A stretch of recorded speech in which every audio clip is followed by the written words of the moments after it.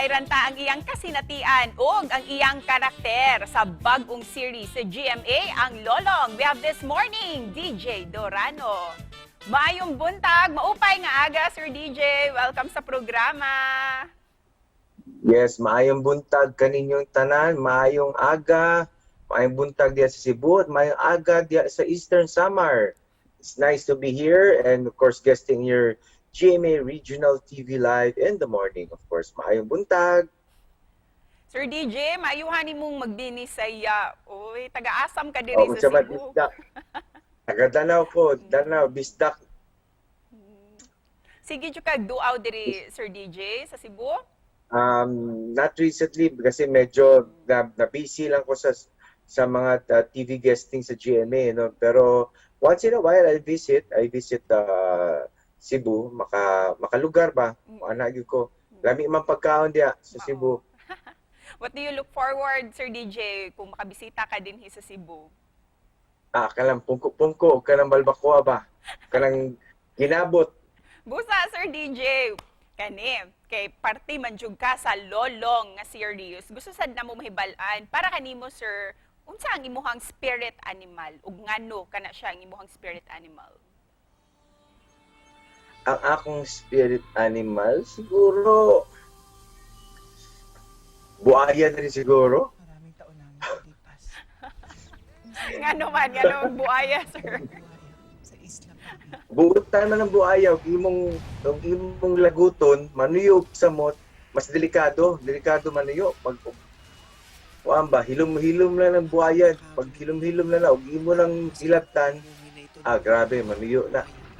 Ug karon kay nahisgutan naman jud nato nga buaya di ay ang imuhang spirit animal. Karon hisgutan ta ang imuhang bag-ong kapuso project kining Lolong.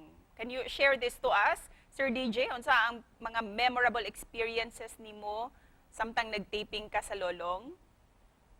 Ay, sobrang memorable ng mga experiences namin. Actually, ng buong cast ng Lolong kasi nag-shoot me the aning teleseryeha ay during the pandemic, Talagang it was contained, mahirap po ang logistics, ang galawan namin medyo limitado. At the same time, it was contained, but at the same time medyo masaya kasi we get to bond with each other, And Sir DJ, a few weeks ago, nag-viral to sa social media katong mga pictures sa dako kay nga buaya si Dakila naman di ito. Sa reaction ninyo, sir, nga patok kayo siya sa publiko?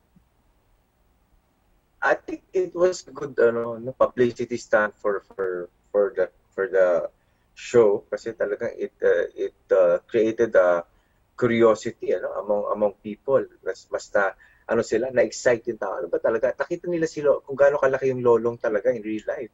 It was not just talagang an awesome sight to see. Para kanimo, Sir DJ, unsa ang mga angay jud namong atangan nga mga eksena? Atangan niyo yung ako mga eksena. More than the debut. Abangan niyo po ang mga lahat po na eksena. Actually, lahat po. Bawal po mag-miss ng eksena gabi-gabi dahil makakaligtaan niyo sa eksena, mawawala kayo sa kwento. So, and with that, Sir DJ, unsang mga leksyon ang gusto niyong ipaabot para sa inyong mga viewers by watching Lolong? I think yung leksyon na naman ng Lolong yung sa kalikasan. Ingatan natin yung ating kalikasan.